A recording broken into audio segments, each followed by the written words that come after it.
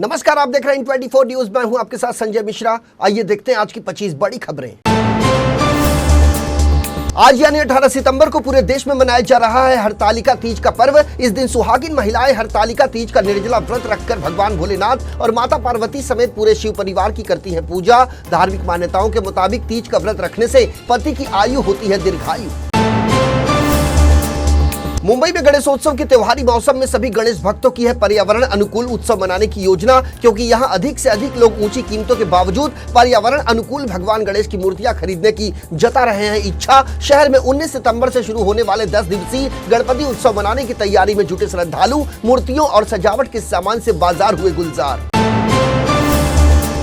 मौसम में हुए अचानक बदलाव ने बीते एक सप्ताह में दी लोगों को गर्मी से बड़ी राहत, तो वहीं गुजरात और मध्य प्रदेश के लिए यही राहत लोगों के लिए बन गई आफत। उत्तर प्रदेश, गुजरात, मध्य प्रदेश और महाराष्ट्र के कई इलाकों में भारी बारिश के चलते आम जनजीवन हुआ अस्त व्यस्त। मौसम विभाग ने गुजरात के लिए जारी किया रेड अलर्ट। मौसम विभाग ने अगले 4 दिनों तक महाराष्ट्र के ज्यादातर हिस्सों में जताई भारी बारिश की संभावना। कोंकण, उत्तरी महाराष्ट्र, पश्चिम महाराष्ट्र और मराठवाड़ा के कुछ जिलों में तेज हवाएं चलने का जताया अनुमान। उत्तर महाराष्ट्र में नासिक, जलगांव, धुलिया, नंदुरबार, कोंकण तो वहीं ठाणे और पालघर के लिए जारी किया गया ऑरेंज अलर्ट। महाराष्ट्र के ठाणे और पालघर जिलों में बारिश को लेकर मौसम विभाग ने जारी किया ऑरेंज अलर्ट, जबकि नंदुरबार, नासिक, मुंबई, रायगढ़, पुणे, रत्नागिरी, सतारा और सिंधुदुर्ग जिलों के लिए जारी हुआ येलो अलर्ट। धुलिया और जलगांव में भी भारी बारिश की जताई गई संभावना, तो वहीं सोमवार को मुंबई, पालघर, ठाणे, नासिक, रायगढ़, सिंधुदुर्ग और कोल्हापुर में हो सकती है भारी बारिश। राजस्थान में बारिश का सिलसिला जारी। मौसम विभाग ने आज बांसवाड़ा संभाग के सिरोही, डूंगरपुर और प्रतापगढ़ जिले के लिए जारी किया ऑरेंज अलर्ट, जिसको लेकर जिला प्रशासन भी सतर्क। बारिश की संभावना को देखते हुए बांसवाड़ा जिले में कलेक्टर ने स्कूलों में घोषित की छुट्टी। बांसवाड़ा में विभिन्न हादसों में हुई अब तक 7 लोगों की मौत। देश भर में एक बार फिर देखने को मिल रहा है डेंगू का बढ़ता प्रकोप। बीते शुक्रवार को इस गंभीर बीमारी के चलते 28 वर्षीय डॉक्टर की कोलकाता के एक अस्पताल में मौत। एक न्यूज एजेंसी की रिपोर्ट के मुताबिक 28 वर्षीय डॉक्टर चट्टोपाध्याय ने डेंगू हेमरेज शॉक सिंड्रोम के कारण इस दुनिया को कह दिया अलविदा।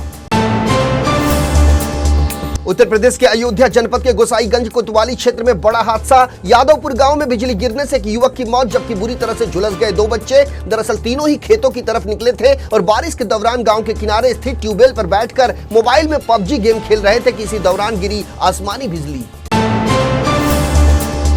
कुपोषण पर किए गए एक नए शोध के अनुसार अशिक्षा और गरीबी कुपोषण का एक बड़ा कारण। इसकी वजह से माताओं और बच्चों के भोजन में हो जाती है आवश्यक पोषक तत्वों की कमी। कुपोषण के शिकंजे में दुनिया भर में करोड़ों बच्चे, जिसके कारण एनीमिया, घेंगा और हड्डियां कमजोर होने जैसे कई प्रकार के रोगों का शिकार हो रहे हैं छोटे छोटे बच्चे। ग्लोबल साउथ की स्टडी में बताया गया कि पारिवारिक खाद्य असुरक्षा, स्वच्छता में कमी, जागरूकता के अभाव और स्वास्थ्य सेवाओं की अनुपलब्धता के कारण और भी गहराती जा रही है कुपोषण की समस्या। बच्चों के जन्म के बाद 2 वर्षों में शरीर के विकास को गंभीर रूप से प्रभावित करता है कुपोषण। महाराष्ट्र इंस्टीट्यूशन फॉर ट्रांसफॉर्मेशन के नए कार्यालय की जरूरत और किराए को लेकर शिंदे सरकार पर सवाल खड़े कर रहा है विपक्ष। दरअसल मित्रा का नया कार्यालय मुंबई के सबसे महंगे नरीमन पॉइंट इलाके में स्थित निर्मल भवन में किया गया है शिफ्ट। मित्रा के नए कार्यालय का कुल क्षेत्रफल 7,920 स्क्वायर फीट, जबकि इस नए ऑफिस के लिए महाराष्ट्र सरकार किराए के रूप में चुकाएगी हर महीने 21,38,000 से भी अधिक रुपए। भारतीय सेना में एमटीएस समेत कई अन्य पदों पर रिक्त है 24 वैकेंसियां। ये भर्ती सेना के दक्षिणी कमान मुख्यालय से निकाली गई है। इसके लिए कल यानी 18 सितंबर से शुरू होगा आवेदन। 8 अक्टूबर है आवेदन की आखिरी तारीख। सेना के दक्षिणी कमान मुख्यालय की ओर से जारी नोटिफिकेशन के अनुसार 13 वैकेंसी एमटीएस के लिए, 3 वैकेंसी एमटीएस दफ्तर के लिए, 2 वैकेंसी कुक, 2 वैकेंसी धोबी, जबकि मजदूर के लिए 3 वैकेंसी और 1 वैकेंसी है माली के लिए। इस भर्ती के लिए उम्मीदवारों की उम्र होनी चाहिए 18 से 25 साल के बीच। लखीमपुर के दक्षिणी खीरी इलाके में भेड़िए और तेंदुओं के आतंक से आम लोगों में दहशत का माहौल। छोटे बच्चों के लिए प्रशासन ने खास तौर पर जारी किया अलर्ट। वन विभाग और बेसिक शिक्षा विभाग ने की लोगों से अपील, कहा बच्चों को अकेले न जाने दे स्कूल। शिक्षकों को भी लगी है बच्चों को समूह में घर से स्कूल तक ले जाने की ड्यूटी। संसद का 5 दिवसीय विशेष सत्र आज से शुरू। लोगों में इस बात को लेकर गहन चर्चा की, क्या सरकार के पास है कोई आश्चर्यजनक घोषणा जिसके लिए इस विशेष सत्र को किया गया है आयोजित। संसदीय कार्य मंत्री प्रहलाद जोशी ने साफ कर दिया कि सत्र के दौरान कुल 8 विधेयकों को विचार और पारित करने के लिए किया गया है सूचीबद्ध।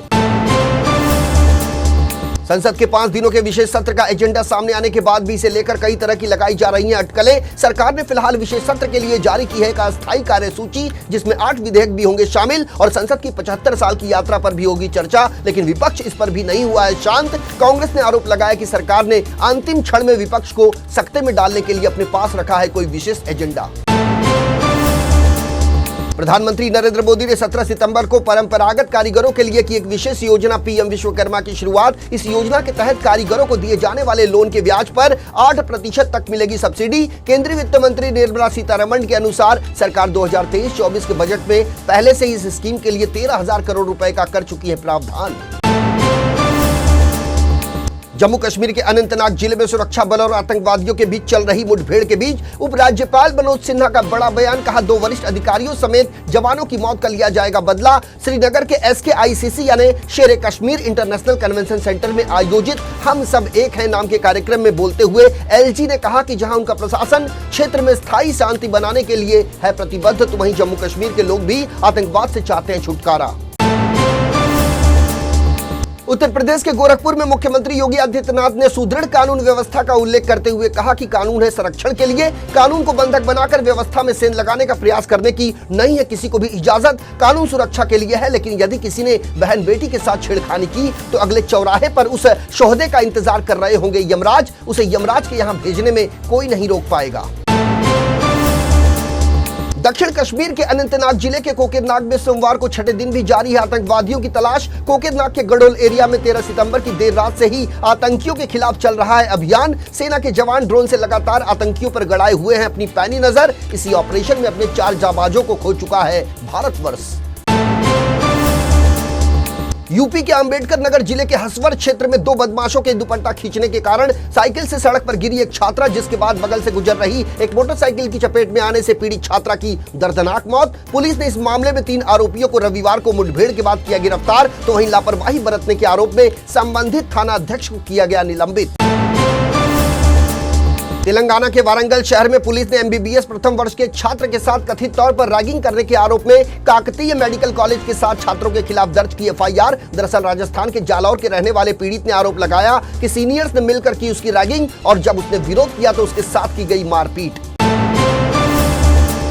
शिवसेना उद्धव बालासाहेब ठाकरे गुट के विधायक रविंद्र वाइकर के खिलाफ मुंबई पुलिस की आर्थिक अपराध शाखा ने दर्ज की FIR। धोखाधड़ी के इस मामले में वाइकर के साथ 5 अन्य लोगों को भी बनाया गया है आरोपी। मुंबई के जोगेश्वरी पूर्व स्थित JVLR के पास एक लग्जरी होटल के निर्माण से जुड़ा है यह मामला।